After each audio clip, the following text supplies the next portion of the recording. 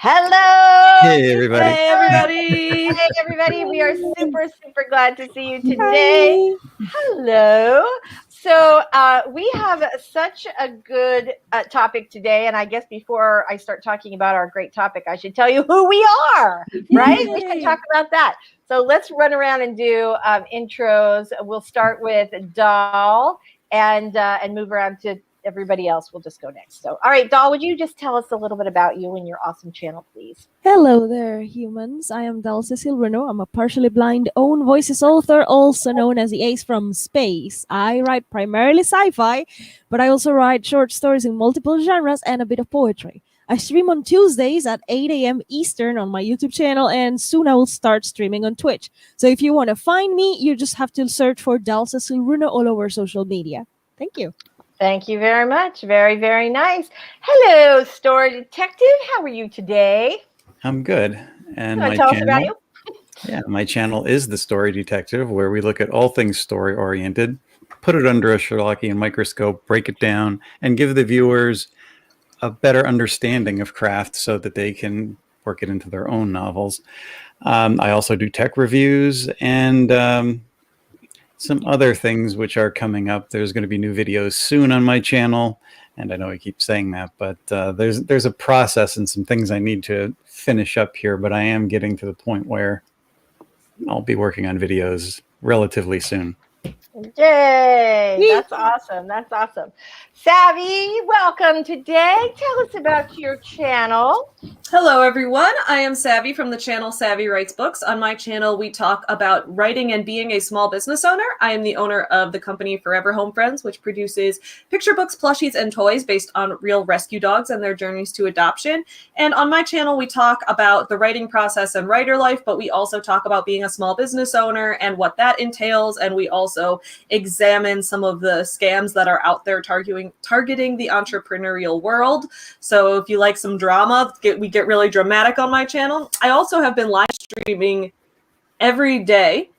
Tonight at 9 p.m. Central, we are going to be having the author sleepover live stream. So if you want to do some writing sprints with me in our chill sleepover environment, you can join in tonight. Every morning at 8 a.m. Central, 9 Eastern, I have been streaming a morning show with my friend RK, where we are living like various business self-help gurus for a week and talking about their morning routines and what works for us and what doesn't, and then also reviewing their books. So we're streaming that every single morning. And I also have a new video premiering today at noon, noon 1 Eastern, right as the stream is ending. I have a new video premiering. So I'm putting out a lot of content lately, and I'm not going to stop. All right. Fantastic.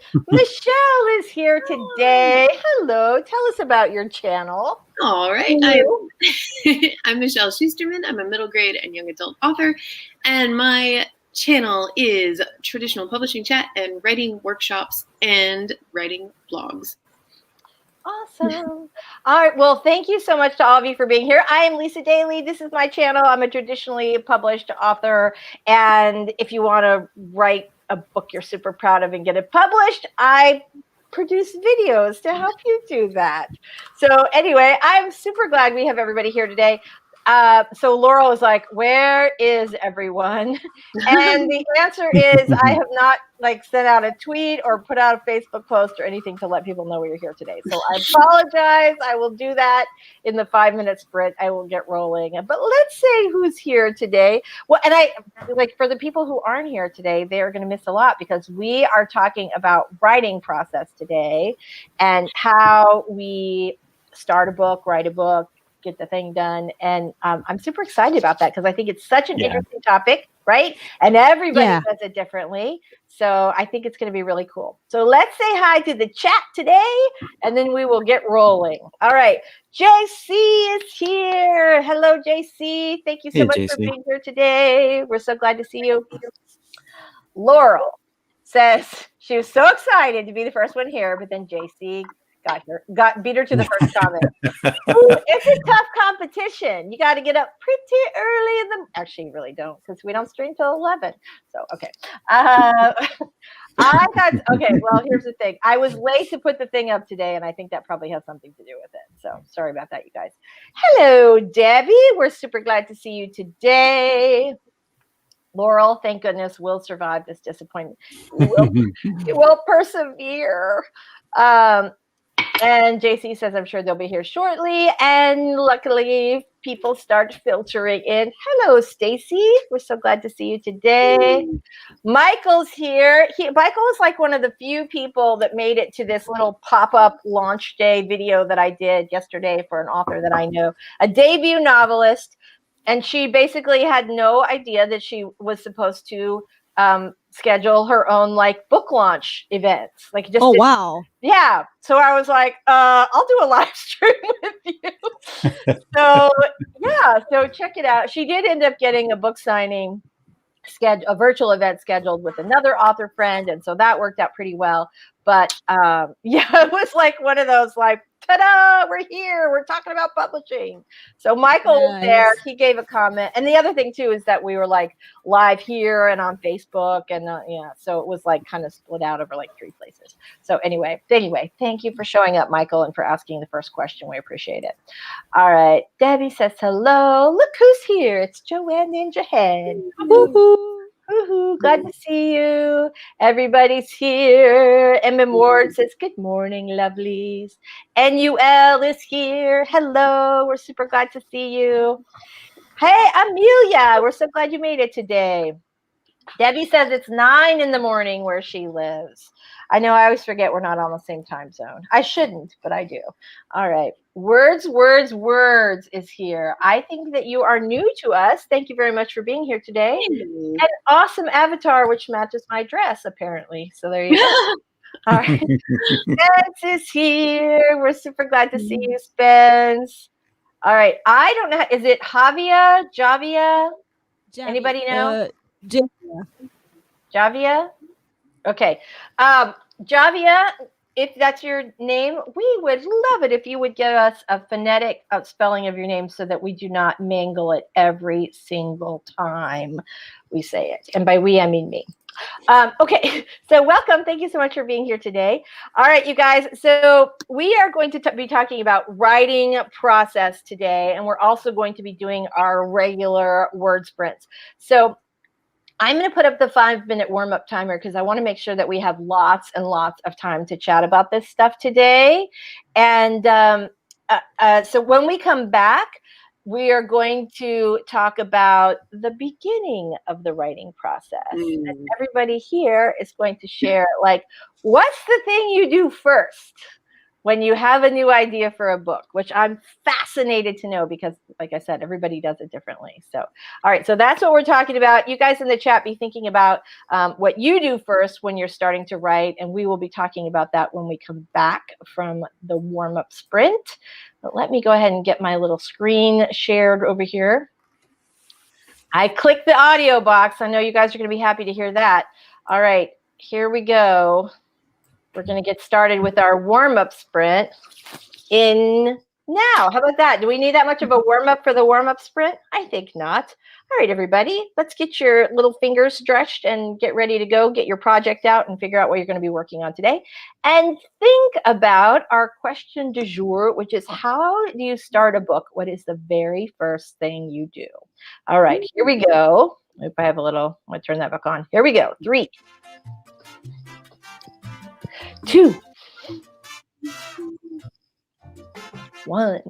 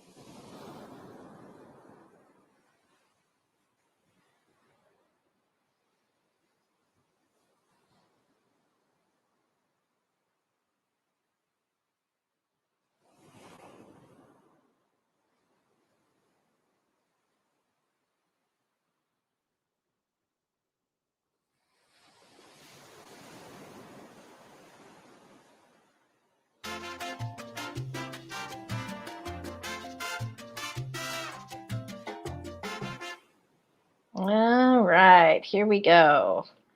Let me get that stopped. Ta-da! Look who joined us during the 5-minute sprint. Hello, Sakotumi. We are super glad to see you. Oh, super Very, fun. very See you, nice. Sako. Yay. I'm so glad. Well, we have such a good topic today. So today we are going to be talking about writing process, and Great. right. And I find this is actually Robert's brilliant idea, as many ideas are, and I find this such a fascinating topic. And I was saying last time when we had brought this up, I was saying I have a very weird way of starting a new book. So before I confess my super weird way of, I know, right? Michelle's like, Very curious. right? I want Yeah. to know. I want to know if you guys have a weirder way of starting a new book, a brand new book, or something else. So, who wants to go first and talk about, like, you get that little germ of an idea? What do you do first? Don't make Mine's me pick. simple. Okay, Michelle, what do you do first? The first thing I do is I try to write a 1-sentence pitch of the book. I try to make it as concise as possible, because in the past, my first step has just been to word vomit the idea, and it runs away and turns into like 3 ideas crammed into one, and I get in trouble. And I end up with, I've learned the hard way, like through lots of unfinished or finished but not publishable books, that doesn't work for me. So I try to do like I think about like publishers in Netflix, when you see like 1-sentence summary for a show, and it's like concisely, this is what this thing is about. I try to write that, and that way I can stay focused on what I actually want this idea to be as I develop it. Absolutely. I do something very similar, except instead of a sentence, I do like a list of 6 beats, very concisely.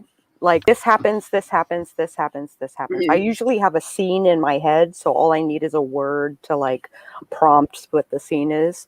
Yeah. And so it's the established setting, the first world, and then the catalyst, plots 1, 2, and 3, the climax, and the epilogue. Yeah. So technically 7. I thought it was 6. We count epilogue. I mean, yeah. Okay. I love that. That's pretty cool. Also, very, very concise. Robert? It's also how I do series as well. Okay, so this fascinating to me.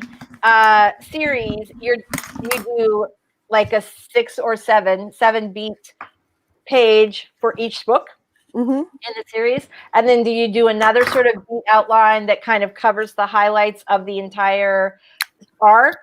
Yes. Yep. Look at you. Nice. Yep. Very nice. All right, so I want to ask Robert next. And I'll tell you why. Because Robert is like so crafty, and I don't mean crafty as an evil genius, although he is that.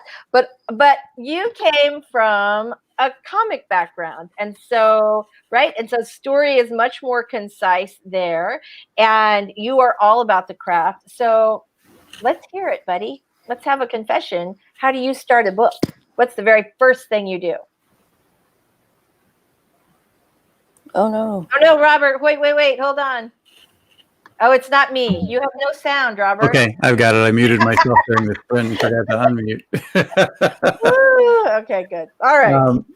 I do both of what Michelle and Sako said, but that's not the first thing I do. No. I need to make sure that the idea is going to be something to stick with me, because every idea that I come up with when it's shiny and new sounds like a great idea, but I've gotten lost in things that I thought, this isn't really going to work out the way I thought. So I'll start filling up a notebook, and I'll just keep putting down different ideas for characters, scenes, whatever comes to mind. By the time I'm approaching somewhere between a third and a half of a notebook filled up, I know it's sticking with me.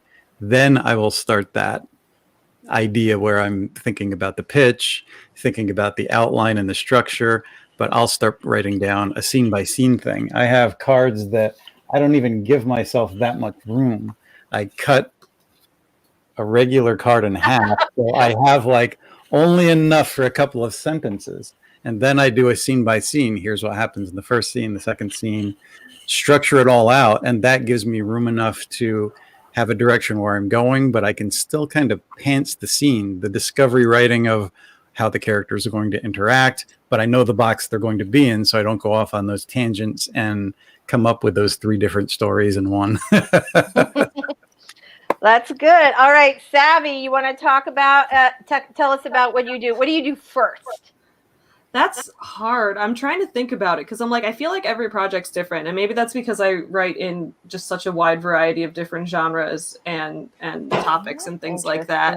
I've noticed, though, that I think what gets me going the most is having like stream of consciousness info, like mind dumping session. So, I mean, writing sprints are really helpful for that, like we do on this stream. But also I love just kind of giving myself a timer. And like, I know when I was writing Sculpt Yourself, one of the things I did a lot of was practicing writing in the characters' voices. I would go online and like look up just a random writing prompt, and I would choose one at random. And then I would set the timer for 5 minutes, and I would randomly choose a character, and I would have to answer that prompt in their voice. So I've been doing that for a lot of books that I've been doing. This is actually really good to think about right now because I have been so busy with like deadlines and structured work and things like that I have not, like, I've been trying to force types of write, like with I'm trying to write the holiday romances, and what's been motivating with that is vlogging the process. But in addition to that, like, I definitely am trying to force these out, and I definitely need to take time to like go through my normal process with them, and I haven't been because I've been just trying to block my schedule so tight, and it's been really hard. So this is a good discussion. But yeah, I find that the free writing phase is really helpful, and talking to myself. I like to talk to myself a lot. I like to talk to myself in the shower. I talk to myself while I'm walking the dog, just because it helps me create dialogue. I talk to myself as if I'm characters, so it's probably, I mean, I live in the city, so that's probably not the smartest thing to do. But Savvy, do you find the mind dumping gets the cliched ideas out of the way so you get to the better stuff? Does it kind of... Actually, I mean, I've never really thought about it that way before. I often find that it is kind of the opposite, that I come up with it like helps me get into the character persona, I guess, and it like gets me thinking about the things that were the less cliche things, because I feel like the outlining is where all the cliche things come out, like, oh, okay, here's where they're going to get into conflict, here's where the fight's going to be, here's where someone insults someone with a very generic line or whatever. And then when I'm actually just like letting it naturally go from one line to the next, that's where it starts to feel more realistic. Okay, that's interesting. All right, Doll, so first thing when you are when you're planning to start a new book. This is the weirdest thing that anyone is going to answer in this stream, because I cannot write a story if I don't have a character. And usually the general idea for a story would come in a dream or in one of those like random daydreaming visions that I have sometimes. And I cannot just sit on my desk like, okay, I'm going to write a new book and it's going to be about whatever. I tried that. And it just, if it doesn't come to me somehow, it's just not happening. So what I try to do is find a character and a plot at the same time. Because like, I have a story where I have a plot, but I don't know the character very well. That story is not happening. I have a bunch of characters for a novel that I know pretty well, but I don't have a story idea. That novel is not happening. So it's like I need both, or else no book or no story from Dal. Yeah, that whole which comes first, the plot or the character. I think character is definitely the most important, but they're not going to go anywhere if they don't have a vehicle to get in and drive. Exactly. Exactly. So I struggle a lot if I don't have clarity on both of the aspects at the same time. And I'm not very good at searching because I am focusing on whatever I have to work on. Like I have a sci-fi novel to work on, so at the moment I'm not like, okay, I'm gonna write something, and I don't do that. I do one at a time thing, or a short story. Like what I do in the meantime is like, okay, short stories. But most of my best work comes from dreams. So I could sort of relate. I could sort of relate to that in that I have certainly had dreams where I envisioned some sort of scene, and in fact, there are a number of them where I wake up but I think part of that's just your brain has taken all these pieces and put it together and been like, yeah, "Wake up! You got to write this down before it Yeah. goes away." Right? And I, having been, having screwed this up as all writers have. If I have an idea for a story or a scene in the middle of the night, I get my butt out of bed and write it down because because if you go, oh, I'll remember it in the morning, you never You do. will. Never do. You're likely to forget or Yeah. mix it with the next dream you have. Right? And then you look at your little notepad by your bed and it says like something like carrots, waffle iron, emergency. And you're just like, I don't know what that is. Get ready to do the thing. Yeah. I don't know what the thing is. Right. But okay. With like 50 exclamation points. I have a dream journaling, not routine, but like when I have something I dream that it's like very clear and it's like, oh, that's a story. I am very trained to just go and write it. I don't care what time it is. I don't care nothing. And even if I fall asleep, before I fall asleep again, I train my brain to remember the dream that made me think of a story, which was what happened with my latest horror. I had a nightmare. I woke up like in the middle of the night, so the nightmare it ended there. And I wanted to fall asleep again because I'm trying very hard to fall asleep at night. So I trained, like I forced myself to sleep again. But before I did, I was like, I'm going to write that into a story. I think that's my first horror. I think blah, blah, blah. And I was going through the nightmare again, which is not pretty. But I was doing that, trying to calm down, realizing that now it looks like a story. Then somewhere in that transition, I fell asleep again. But the next morning, I remembered everything and I started writing it right here on Lisa's stream. So that makes me feel good. Yeah. Right. So I don't have okay, let's say that I have a dream and an idea. Let's say that I have it clear. What do? I have to, if it's a short story, I will pants the crap out of it because it's a short. I can handle that. I don't know how long is it going to be work count wise, but I know it's going to be a short. I can handle that. I can pants my way through. It's okay. And I can edit it in revisions. So with short stories, I am a lot more relaxed because when I try to outline and do things with a short story as if it were a novel, it doesn't get finished. When I have to work on novels like my sci-fi, then I outline so hard. I do bullet point outline style, chapter by chapter, like every scene, everything that happens in a chapter. And since I'm writing multi-POV or dual POV, I assign a color to the title heading in the outline, like chapter 1, character name, that thing is in green because it belongs to this character.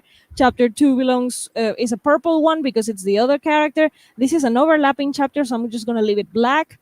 And and then in the outline below the whole bullet point thing, I have a graphic with the colors, like squares with the colors of the characters, and then I put the chapter numbers that belong to each of the characters to see if I am giving more page time to one or the other, and to calculate how can I balance that out, or if I have to cut something and blah blah blah. So hardcore outline for novels. Okay. Pantsing for shorts. My science fiction series that I've been fast drafting started with a dream, and the dream happened years ago, but it stayed with me. But there was no story there. There was no beginning. There was no end. It was just out of the middle.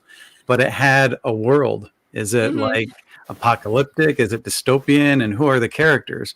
But aspects of it stayed with me. And then as time went on, I took little pieces of other ideas that were intriguing until finally something clicked. And I said, this could fit into that world and I could expand on it. So the dream is the second chapter, but it all began with that. And it kind of expanded into an entire series.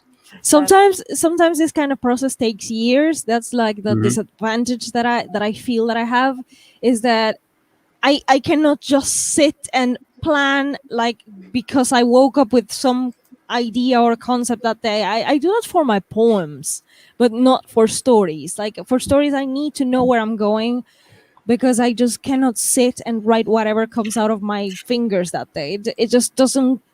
I need a purpose. I need a theme. I need a concept. I am very purposeful with everything I write. Me too. So writing anything like, oh, because I thought of it, or oh, because I think it's cool, or just random, I just feel bad about it, because I could be writing something a lot more purposeful and a lot more meaningful, instead of like quote unquote wasting my time. Is it? I know this is wrong, but it's just that, like, the way that my perfectionist brain operates. I want to put something with meaning out there. So yeah, I am a slow turtle. It takes me a while to find the perfect thing that, oh yeah, this is what I want to write. Oh yeah, this is what I want to do. It takes me a while, but once I find it, I feel a lot more at ease, and then whatever I write comes out with a bit more quality than if I just tried something random. If that makes sense. It does. It does. All right, cool. All right. So I said I still think mine is the weirdest, but you guys can be the judge of that. So the first thing, I get an idea, and often it's for a scene. I just imagine some character doing something. And so a lot of times I don't know what the plot is yet, but I like my first novel, 15 Minutes of Shame, I just had this like sort of vision of this woman like squatting behind a dumpster at like a convenience store, spying on her husband. Like she's seen him, he's supposed to be out of town, and she pulls into the parking lot. She's like spying on him from behind the dumpster. And then I thought, like, okay, I have that. And then I need to like build this, like, why is she spying on him? Who's the guy? Okay, but here's the thing. When I have an idea for a new book, the first thing I do is write the back cover copy. I write the back cover blurb. And the reason for that, I think it's just because I worked in advertising for a long time, and that's kind of how my brain works. But also, it's a really quick way, like Michelle's way of just doing like a one-liner or two-liner, like the thing you would see in Publishers Marketplace. The thing about writing the back cover blurb is that you have to know the plot, you have to know the main characters, and you have to know the conflict, and and put that into 200 words. And if you can do that, you got a book. So, right? If you can make it intriguing enough on the back cover copy to make it something that someone would want to read, you can write a book about it. So that is how I start. I start with the back cover copy. I actually do that too. Like after I do the free writing, so like once I've got to the point where I'm like, I had a rough idea, did the free writing, got some characters, understand where the plot is going, then yeah, I forgot to mention that. I don't know why, because I guess I forget that I do it, but that was actually my recent romance writing blog I did. I had read all the back cover copies for each one, also because I want to tell people in videos what they're about, and that's kind of the quickest way. That is absolutely. All right, you guys, let's say hi to some of our chatters and find out what is happening, like how they start a book or start a story. All right, so Plum Report says happy Wednesday. Yay. I'm just going to be doing a bit of work for my stream on Friday. Ooh, we got to check that out. Michael, what time is your stream? We could all go over to Devin and see the list. It'll be awesome if you just tell us. Lamo Mac, I love that. Hello, darling. We are super glad to see you today. Debbie says, brainstorm first, jot everything down. Laurel said the 5-minute sprint was a reading sprint, but needs to switch over. Starting second draft next sprint. Bonnie's Life says, happy writing. Hello, Bonnie. All right. Words. That's good. I'm working on my first novel. I figured I would do that later. I'm going to try to write my elevator pitch today, or at least that sort of encapsulation, which is why I do something similar. Michelle and Sako, all three of us, start with write a little bit, less than a page, a couple sentences, or half a page, because if you can get it in that little germ of an idea, if you can get the key points that you need to communicate, then you can build the rest of your book from there. All right, let's see. M.M. Ward says the writing tree means I write the inspiration scene, then character build, then world build to make the trunk and the roots, then I write a bunch of leaves. Oh, that's a cool visual. I like that. Yeah. It's a cool visual. It is a cool visual. That is very interesting. Mm-hmm. All right. Laurel says she's been working on a reverse outline on a first draft, trying to figure out how the stuff I've written fits into the Dan Harmon story circle, hero's journey. Okay, that's interesting. I will often do something very similar. So I have my first outline, right? Do my first draft. Make sure I write the end. You can't spill these details. This is part 2. Hold on. Hold on. Not yet. Okay. Shh. Everybody forget what you just heard from Sasha. Okay. I'm sorry. Go ahead. All right. Be helpful, but don't give away the secrets for the second break. All right. So they mentioned that they do a reverse outline. Yes. I will often do a second outline after I finish the first draft to see how different outline 1 was from outline 2, and is there a way that I can kind of like reunite them? Which is stronger? Which one would I actually send out for people to look over to see if they want to read my story? Like that is super good practice to outline again. Whether you outline before or after, like I should always save, I have to learn this lesson and save the original rough first outline, because like what I do is you write on top of it. I update. I don't do physical writing. I do digital because I can't. I do I outline, and as I am drafting the thing, like as I go chapter by chapter, if I have to cut an entire chapter, because it was my first novel when I did this whole thing, and there was a chapter that I felt it was complete filler. I was like, this chapter is completely unnecessary. It was like a chapter 17, 18. It was like far down the line.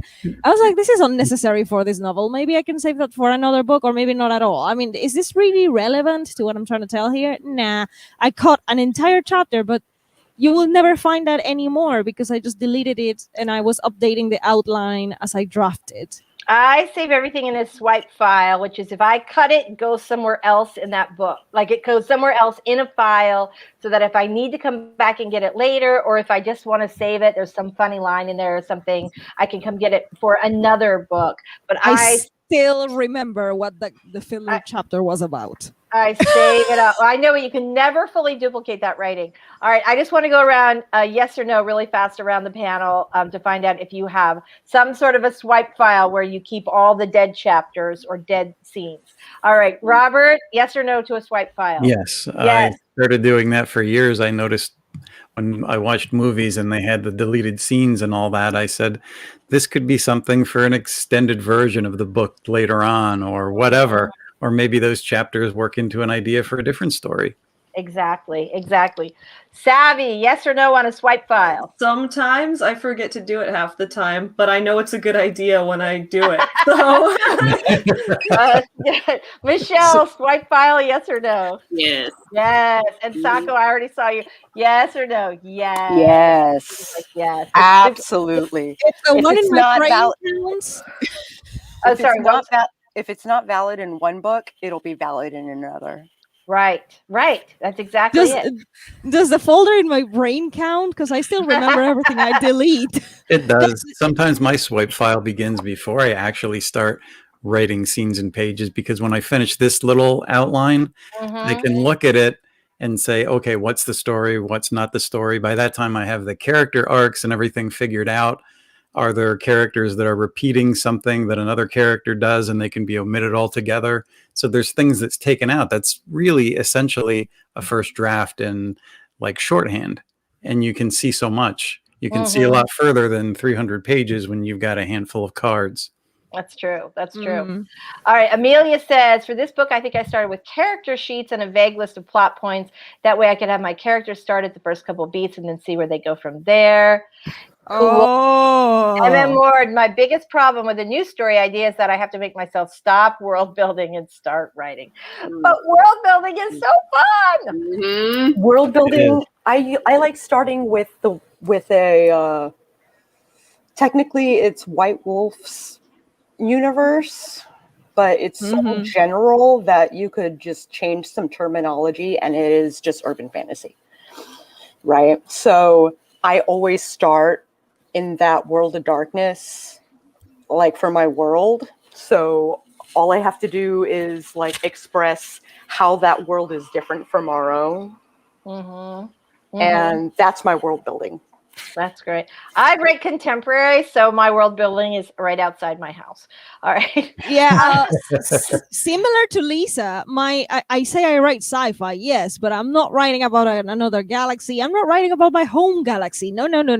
I'm writing about I'm writing about Earth in the future. There's a space station. There is like, I don't do the world building thing. Why? Because I find it to be too visual, and then dull blind. So I just I struggle with world building, so I just don't do it, and that's why you will not see me anytime soon writing like a clear high fantasy with a made up world. Sako is shaking her head. Sako, no, doll, your world building is great because your stuff isn't contingent on visual cues. Everything smells, everything feels. There's a tactile or an auditory sort of element that sets the world for you. Even if it's our own world? Even if it's our own world. Yeah, because people that's don't like notice Lisa's, those things. Yeah, that's like Lisa saying, like contemporary. Right outside. It's right outside. Right. Yeah. So yours is too, but you're coming at it with a different lens. Yeah, mine is basically Iceland for the short story. That's great. Iceland is like, but you have experienced that, so that's good. Yeah.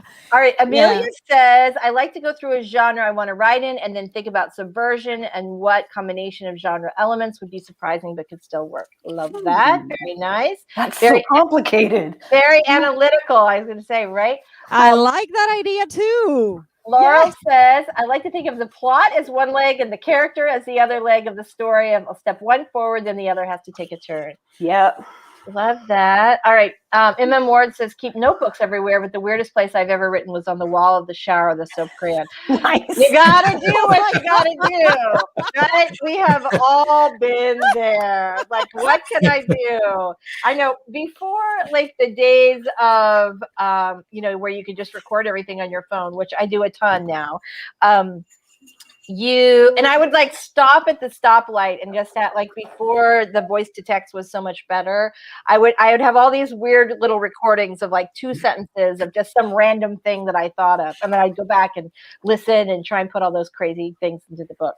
All right, we are going to do a 20-minute sprint, and then when we come back from the break or from the sprint, we are going to talk about what's the next thing you do. So Michelle's got her one-liner. Sakatumi has got her little outline. I've got my back cover copy. Robert's got his notebooks. We're gonna go. We're gonna talk about what's stage 2, what it is that you do next. So let's go ahead and pull up the timer for a 20-minute writing sprint. Let me pull this back also, up. Savvy has character prompts with character voice prompts. and dreams. And Doll has dreams. I know. I meant to just do like 2, and then I add on an extra one, and me. And then I forgot. You see how I forgot where I was. How everybody has like a different angle. Everybody has a no different wrong process. Answer. Nope, that's the truth. Everybody has a different process. And that's kind of why this was such a fascinating topic for today, because I love to hear how other writers do it. So, all right, you guys. Doll, would you like to do the honors and take us out for the sprint? All right, here we go. All right, lovelies, get ready to write those words, do those chores, paint those portraits, whatever you're doing today. But I think it's most get your fingers on the keyboard, take a deep breath, stretch if you need to, and we're getting ready to write in 3, 2, 1. I can't get it. Sprint! It's my fault.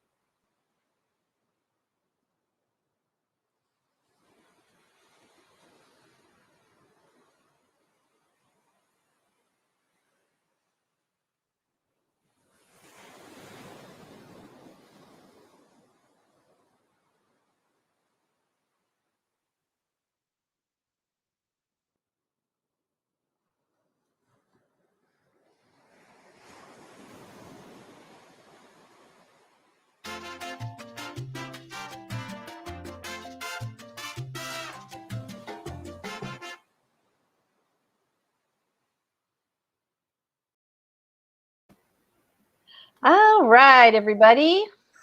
Hold on, I still have ocean sounds going. Wait a second. All right. We don't want anybody to get seasick during the regular part of the sprint. Okay. Don't get seasick, sweetie.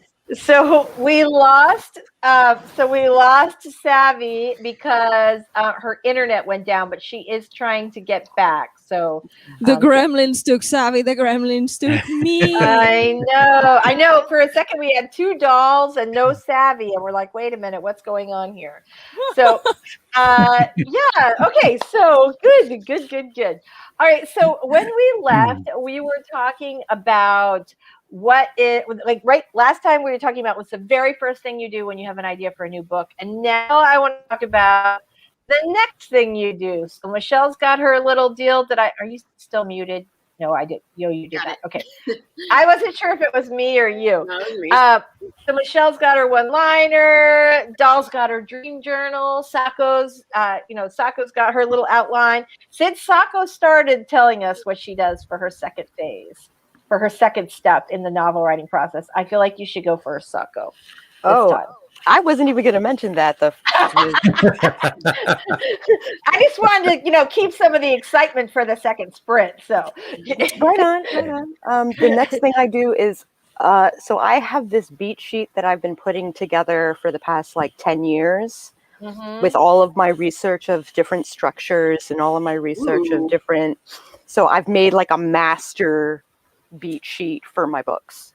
That's cool. And that's very cool. I take my outline and I start plugging in the bits of the outline into the beat sheet, and then I start fleshing it out and seeing how A and D connect to each other and everything like that. So by the time I get around to drafting, everything is laid out. Really solid. Yeah. Oh, that is phenomenal. I also use I do not have a beat sheet that way. I use a structure. Well, I do use a beat sheet, but I don't have a master goddess beat sheet like you do. I'm really jealous, and don't you, right? You're in a group of writers when someone says "Oh, I have taken all the different story structures and created the master beat sheet," and we all go, "Ooh." Right? Yeah, that's total writer nerd moment. Yes. So yeah. So when I do it, I basically once I have that back cover copy, then I start doing structuring the book. I use a 3-act structure, and I just start doing the whole thing on. I used to do index cards with sticky stuff on the back. They don't make them anymore. Now they make these little papers, these little things, and I have to say I don't like them as much, because the one thing I like about the cards is you can shuffle them up. So I put all that stuff on my whiteboard. I move stuff around until I have a good outline, and I really just do a couple of 1 or 2 sentences on my big whiteboard outline. Michelle, let's go to you next. So after I get that one sentence, then I do the word vomit. I just let myself write out whatever it is, a character thing, a plot thing, a world thing, anything that comes to mind about this book. And I try to remind myself constantly to keep it really loose. There are no rules yet. Anything can happen. I want it to feel I don't want the book to read like it was strictly outlined. I want it to read spontaneously. You know what I mean? What are you saying? No, I'm kidding. That's a good point. And then once I have that, I kind of try to take it and shape it into a general 3-act-ish structure, and then I start outlining. Yeah.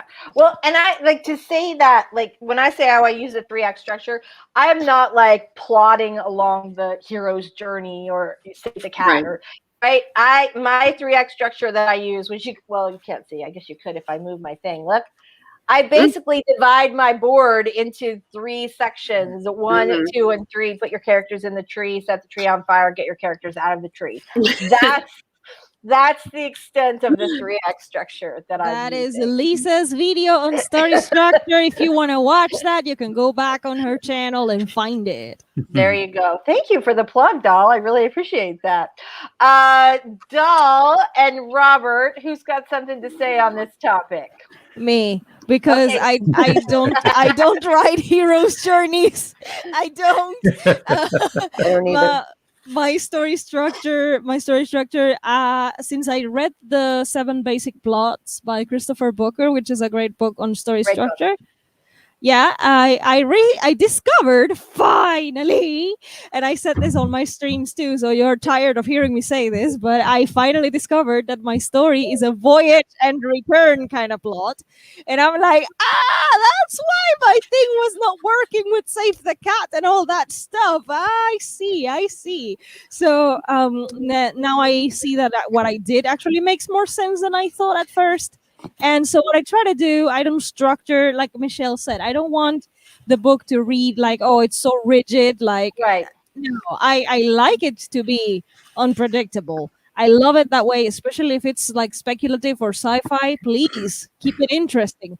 So even though I have an outline, I have a case in book 2 where, I am drafting book 2, but it's not finished. So I had a case in book 2 where there is a complete chapter that I added in the middle of the outline, like chapter 11 just happened. So I had to.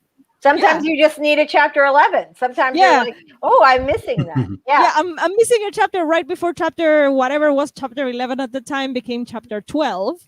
So I was like, that's a great thing. And I had a dream and I was like, that's a great sequence. I should add it. But right before the dum dum dum happens, I need that happy scene thing that just happened. So I'm going to write it.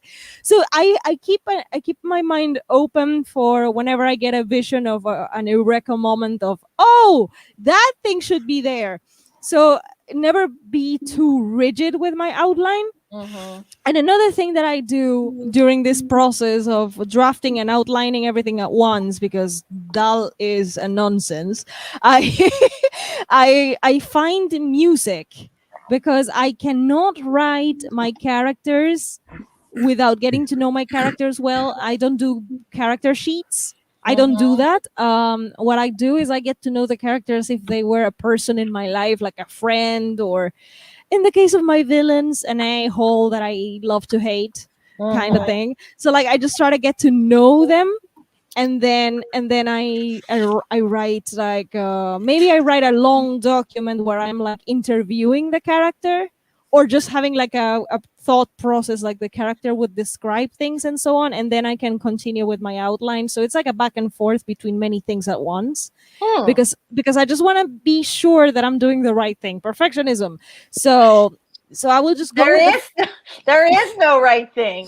I know. The right thing for me. Like I feel that I'm prepared to continue writing what I need to write. So once I get to know the characters, music helps a lot with this. I get songs in a playlist that help me with the mood of the chapter that I'm writing. I have a whole playlist for book 1 that I am still updating as I revise. But I have like a general playlist for book 1, and I put the songs in the background, music, lyrics, no lyrics, I don't care. If it's the mood for what I'm writing, it's perfect. I used to be a musician, so that doesn't really disturb my concentration. I'm so at ease with music that I need it actually.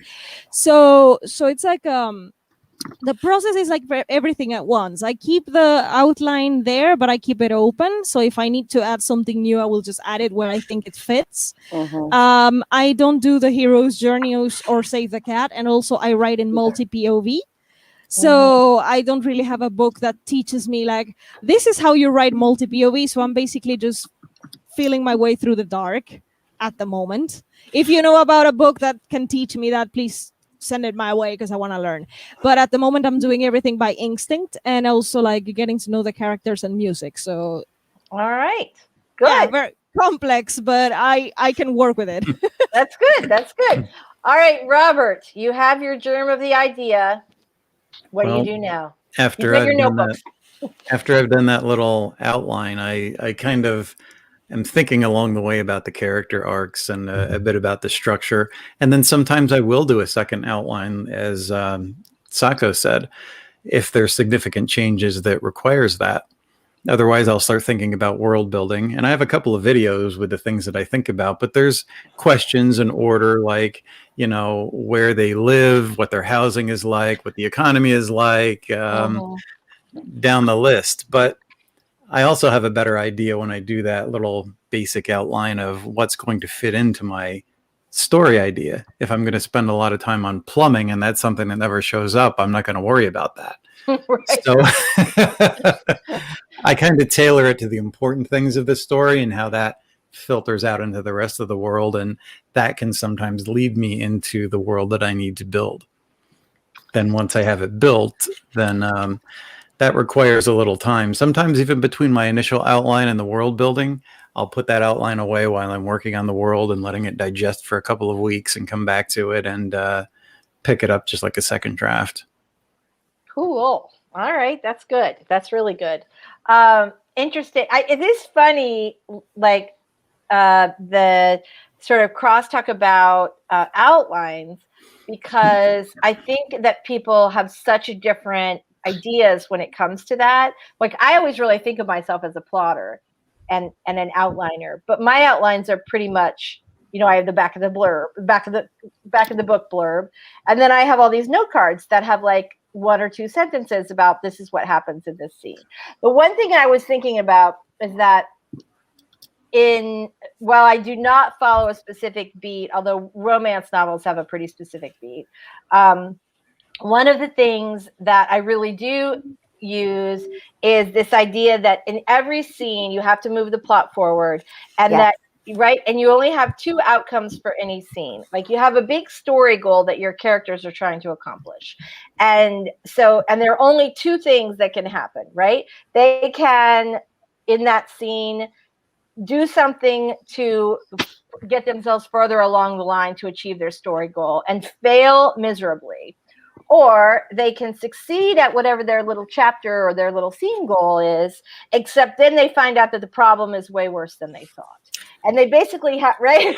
Saka's like, right? You have to like fail forward exactly the whole time. And I think when you have that sort of idea, you know what the big goal is. You're starting to get a handle on who the characters are. You know what the story is about. That it's easier to sort of lay out the scenes that way. Now, again, I write romance, so I know there are things that are going to happen, right? I mean, there's a music and a structure to those kinds of books. But as long as you get the main beats of that, you know, there's a lot of work to play in there. Yeah, right. We should probably also talk a little bit about defining your genre, because most people have their favorite that they write in. And one thing Neil Gaiman said in that masterclass I recently finished, and I've said it many times before, is that if you're writing in the same genre, as Gaiman said, you're a young person, you're writing, you have your favorite genre, and you're mostly reading that because that's the advice you got. Learn everything about your genre. You learn everything about that genre, but then you become stuck within the confines of that genre. Right. And the more you write, the more you become a copy of a copy of a copy of what someone else has done within that genre. And you really need to break free of that. Yeah. And if you can, or you're afraid, sometimes you have to force yourself a little bit, because aside from being fun, this is also your job if you want to make a career out of it. Same goes for structure.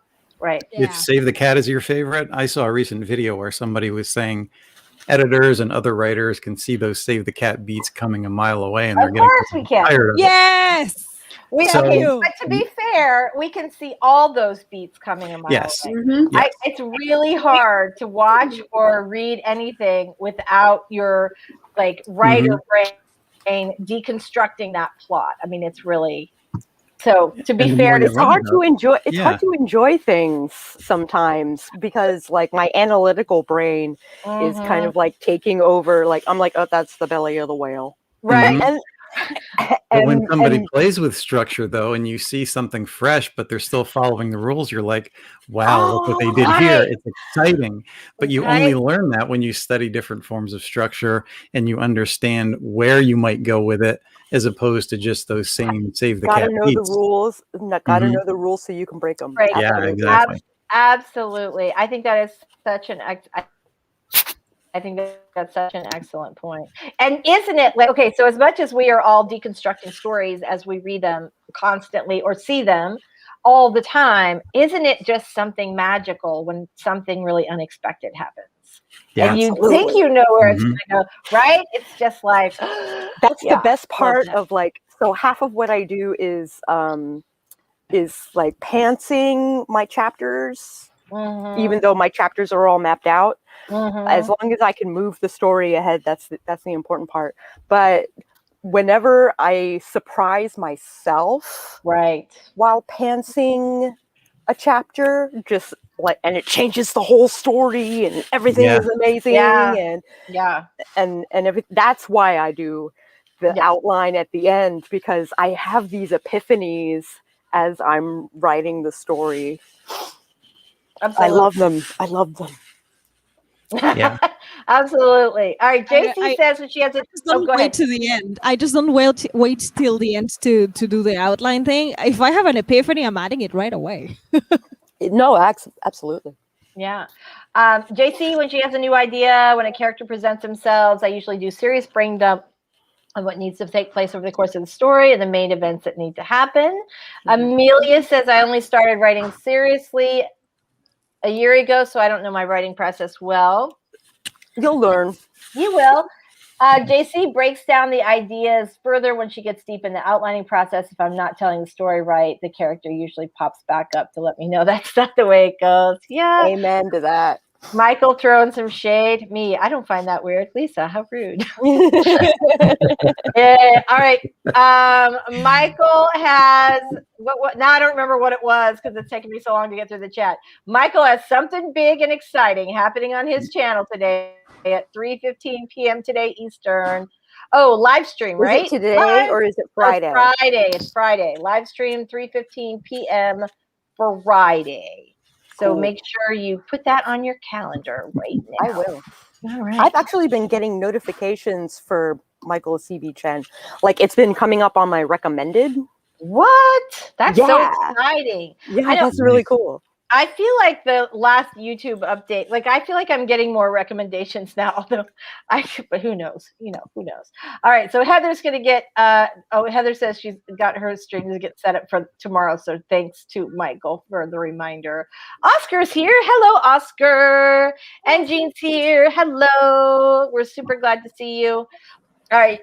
Joanne says, I have the idea for a premise, then I envision scenes in this world for a few years. My problem is plot. I usually have none because it's not part of my process.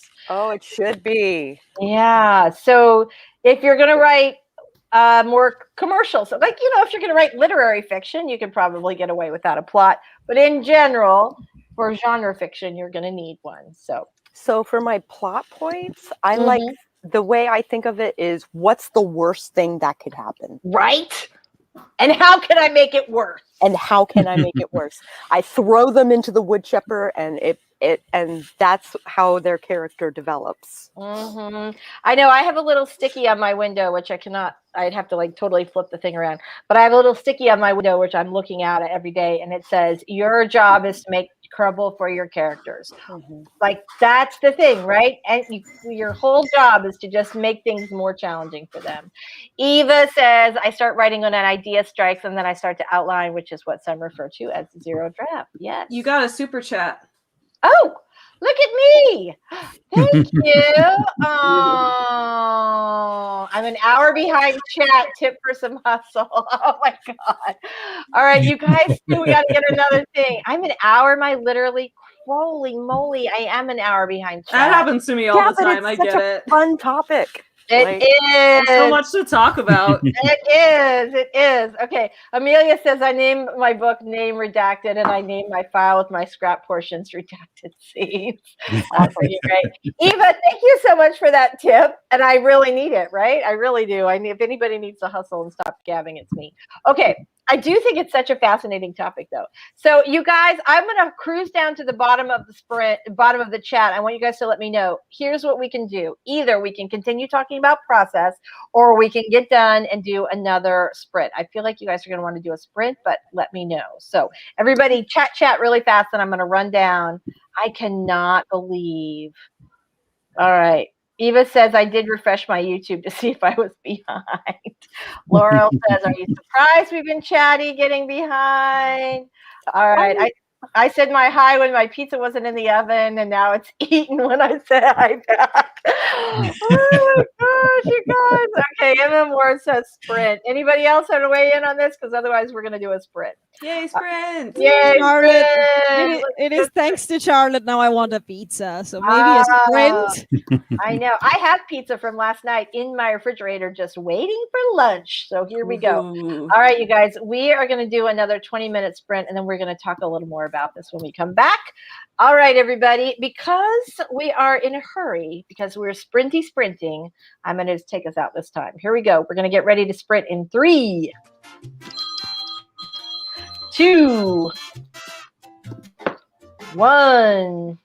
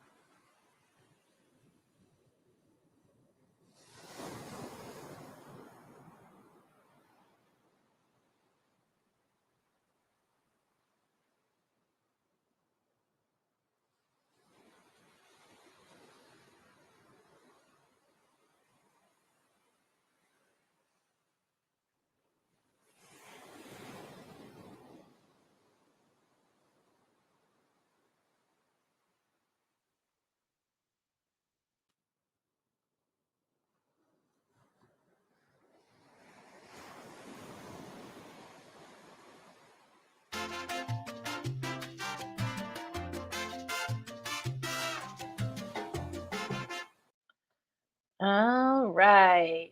Let's see here. Let me just unmute everybody as we go through. Yay. Yay! Fantastic. All right, you guys. I'm going to try and get through like 8,000 comments really, really fast. We'll see if that works, and then we'll. But I do think that, because I don't want to leave anybody out, I think this has been such a good conversation. But I think we should pick this up next week, because I really like to talk about something that everybody touched on a teeny bit, and that is character development and how. Oh, yes. Right, and how you do that, because some people write out these massive character sheets. Some people, keep just little notes to make sure they can remember that the character has brown eyes all the way through the book. And so, yeah, so I'm really fascinated about how everybody is approaching character development. But I want to get through, we have so many great comments, and so I want to say, plus Michael has he's had like 57 like fantastic one-liners that I cannot believe that I missed. I was like snort laughing as I was reading the comments. So anyway, speaking of which, I don't know if you guys know this, I was not subscribed to Michael's channel, but now that he started doing live streams, I just hopped right over there and subscribed, and you can too. All right, so I think, right, Michael, you're still taking subscribers, right? Okay. Joanne says, I had the idea for a premise. I envisioned scenes in the world for a few years. Okay, this is where I don't want to duplicate. We're already behind. Okay, here we go. Very Bad Books is here. Hello. MM Ward says, never delete anything. Heather agrees. Joanne says, anytime she gets serious, she starts a spreadsheet. Fantastic. Oscar Charlotte says, my world building is only 50 years ahead of ours. I'm avoiding tech as much as possible. Yes, exactly. That's pretty cool. Oh, and Joanne Ninjahan also has an Icelandic inspired book. Yes, fantastic. Very cool. Charlotte has a visit from two foxes, which is great. I thought I was the only one that had wildlife visiting. Yeah. Well, I think Heather does too. Occasionally have like the wild gator wander up to her house. You can't live in Florida without the gator with the martini. Like, hey, what up, yo? Yeah, we had when my mom is here. She's been here since Thanksgiving, and since before Thanksgiving, and she was out on the lanai enjoying the beautiful, 75-degree day yesterday, and alligator come right up on the. I mean, obviously she's protected by a thin layer of screening, so I'm sure she was perfectly safe. All right. Laurel says, I'm one of these stages of fantasy writing where I can't tell if I like any made-up names and just want to name everyone John or Charlie. You can do that, and then you can always change them later.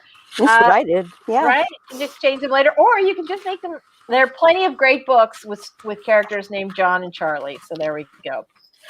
I mean, even Dune, which is like everyone in the sci-fi community loves that book. Not me, but it's a favorite. And one of the characters is like Paul, Jessica, and like that kind of name. And it's like how many years into the infinite future? Yeah. So you can still do it. Right. Well, and you think about it, like there are some names like Michael and John that have been on the 100 popular names list for like approximately 1,000 years. Right? Right. There have been Michaels for hundreds of years, and there will be Michaels for hundreds more. So there you go. All right, JC gets right into the outline and start researching after her brainstorming session. Allie's here. Hi, Sally. Or hi, Allie.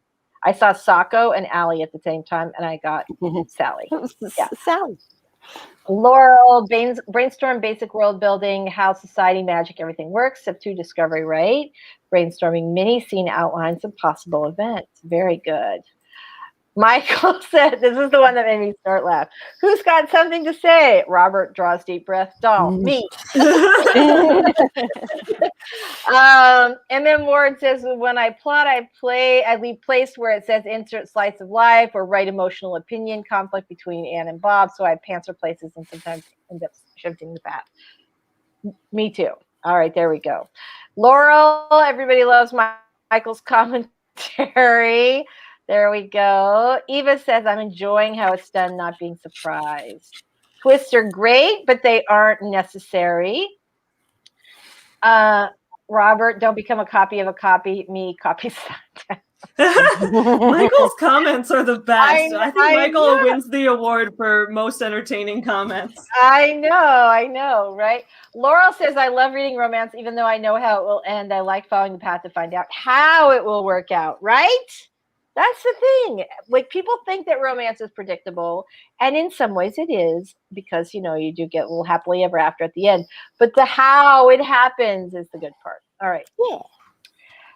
Eva says, I enjoy watching the journeys of writers on AuthorTube because of the journey. The outcomes only if you have only a few options. It's seeing how as much as which outcome. Similar? Yes, very similar. All right. I need to stop being so afraid of sharing. Because like I want to share when everything is done, when everything is pretty, when everything is edited, when everything is, you know, when my English doesn't look that bad. Well, you know what? Everybody feels comfortable at different parts of the process, but eventually, if you want to be an author, you are going to have to share. So it's better. It's probably better to get comfortable with it before the book actually comes out. Heather had a neighbor had a gator pass by the breezeway building. Now we live on the water, so we get them a lot. I mean, a lot. Like, we see them, we name them outside, but there is that. So, all right. I roamed through a bunch of comments, and I feel like I missed a bunch too, but I wanted to try and get like all of the process related comments. Does anybody have anything that they wanted to say about first, like, initial germ of an idea, or what you do after that, that they, I don't know what this is. It's like total. Yes. I had to go AFK and go take a leak because the waves made me want to pee. Oh, I'm so sorry. Okay. This is funny because I write to like ocean sounds all the time. It's like the only way that I could like start writing again, because I used to always write at the beach. Exactly. Like, you have the ocean sounds, for example, and you're at ease with it. Not everybody is, but like, that's me with music. I cannot. People are like, "Oh, I am more comfortable writing in silence." I'm like, "How do you do that? How? Why?" It's fine. I know everybody has different stuff, and I wasn't sure because we had some people who really liked the ocean sounds and some people who didn't, and we took a vote, and more people wanted the ocean sounds. So I feel bad for anybody on our stream who's like, I really don't want to hear that. But you can hit mute and then come back with us when the chatting starts. The only person that I'm aware that didn't really like the ocean sounds is a person who is also living by the water, so it's like they are used to it. Okay. I think Nihilist Geek didn't care for it. I don't know if he lives by the water or not. I don't know if it's by the water, but I mean, it's Greece, you know. Every place is by the water in Greece. That's right. Exactly. That's right. All right. Well, does anybody have anything that they're like, oh, I really wanted to say that, but I didn't? Otherwise, we will go ahead and do our little roundabout and say goodbye to everyone. Something funny that happened to me when I was outlining and drafting at the same time, because I'm like that. When I was outlining and drafting book 1 of my sci-fi trilogy, I started drafting with chapter 2, thinking that was going to be chapter 1. So by the time I started, it was chapter 1. And then I was like, but like the main character is not her, is him. So wait, hang on a minute. Should I start with him? I don't know. And I started drafting his chapter, and then it's like, you know what? It feels better to start there. And so I did a chapter switch. So what I wanted to say with this is like, just go with the flow. Go with the flow. Like, even if you have an outline, it's not set in stone. No. So if you feel like something is better to start, then go with the flow. Always. I kind of want to address one other thing for beginning, because it's in all craft books and they talk about putting together a writing space. And what exactly is your writing space? Because your writing space is interior and exterior. If you have a bookshelf, you know, you can sit down and to get in the zone, maybe look at your favorite books on the shelf, bring some over where you're writing, even if it's in a bedroom or you're sitting on a bed. I think sound is really important for that. And the last couple of days I've been reminding myself of this. Just sit down and be familiar with the stuff that makes you read and write, like open a book, that ASMR of turning the pages and hearing the sound. It's a meditative state. Are you hammering on the keyboards like a machine gun? Because that's really not going to put you in the state. Or even if you have a clacky keyboard, are you more methodical with it?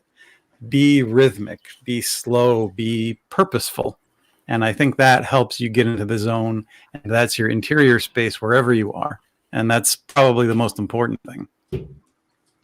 Yeah, I think there's some real truth to that. And there is something about if you have a routine and a habit, whether you're opening books, whether you're listening to ocean sounds or other kinds of music or whatever it is you do, that you basically train your brain and your body like, okay, it's writing time now. And that really helps to keep you on track. Is that like, okay, right? I listen to my music, like then your brain's like, it just becomes like any other habit. You brush your teeth in the morning, the ocean sounds, and you're like, I've got to get to a keyboard. So there you go. All right, good job. All right, you guys, let's round this out and say goodbye to all of our awesome people today. Sako did not get to introduce herself because she popped in a second after we'd already done our intro. So I'm going to let you say goodbye first. Sako, will you tell us a little about you, your writing in your little channel, please? Howdy howlers, I'm Sako Toomey, also known as Cass Voight. I write horror and I'm a witch and I'm a graphic designer, and sometimes I combine those three things. This weekend I am going to be hosting a crowdfunding fundraiser sort of situation on my channel on Sako Toomey on Saturday from like noon to 8 p.m. To help pay for my mom's cancer treatments. Oh my goodness. Oh, thank you so much. Will you send me the link in the private chat, and I'll put that down in the description for anybody who's interested. Yeah, sure. All right, fantastic. Thank you so much for being here today. Michelle, tell us about you and your awesome channel. Thank you. Hi guys, I'm Michelle Schusterman. I write young adult and middle grade novels, and my YouTube channel is Writing Workshops, traditional publishing chat and writing blogs. Awesome. Robert, tell us about you and your awesome channel. I am the story detective, Robert Jones. Maybe I should actually say that I'm an artist and sequential artist, storytelling through a visual medium as well as a writer. And I've done that for many years. My channel is The Story Detective, where we take all that story-oriented stuff and put it under a Sherlockian microscope, break it down, analyze it, and give you multiple ways to kind of craft and your storytelling. I also do tech reviews and kind of whatever catches my mind, but mostly tech reviews and writing stuff. Now, I heard somebody recently say on the AuthorTube site that they were tired of craft videos. I would question that. Not true. Are you tired of learning craft? Have you learned everything you should? Are the craft videos you're watching boring? Maybe you should check out somebody else. There's a nice group right here that never gets boring. Woo, nice. We'll pay you later, Robert. Thank you so much for that. You're so sweet. Oh my gosh, you're so sweet. Well, your channel is fantastic, and I love your deep dives into craft. I really do, and I feel like unless you're like about to die next week, then you probably, and you're, want to be a writer, you probably do not know everything there is to know about craft. Because no, we never do. Right, we never ever do. I think that's the main thing. All right, darling doll, tell us about you and your channel. Ooh, a 101. Thank you so much for inviting me today. I'm so happy to be able to share things that make sense to other people. I'm Cecil Runo. I'm a partially blind own voices author, also known as the Ace from Space. I write primarily sci-fi, but I also write short stories in multiple genres and a bit of poetry. I stream on Tuesdays at 8 a.m. Eastern on my YouTube channel. All the time zones are listed in the descriptions of my streams. And I will start streaming on Twitch very soon. I'm setting up my schedule. My videos consist of some of my short stories in audio format, some of my poems, writing updates, book reviews, and whatever else that I learn on the way in my writing career. Thank you. Thank you. Awesome. And Savvy, tell us about you. Savvy, you guys, if you don't know, if you want more writing sprints than you got today, I know we were a little short on a sprint today, but if you want more writing sprints than you got today, you should check out Savvy's YouTube AuthorTube Sleepover, which happens tonight at 10 p.m. Eastern.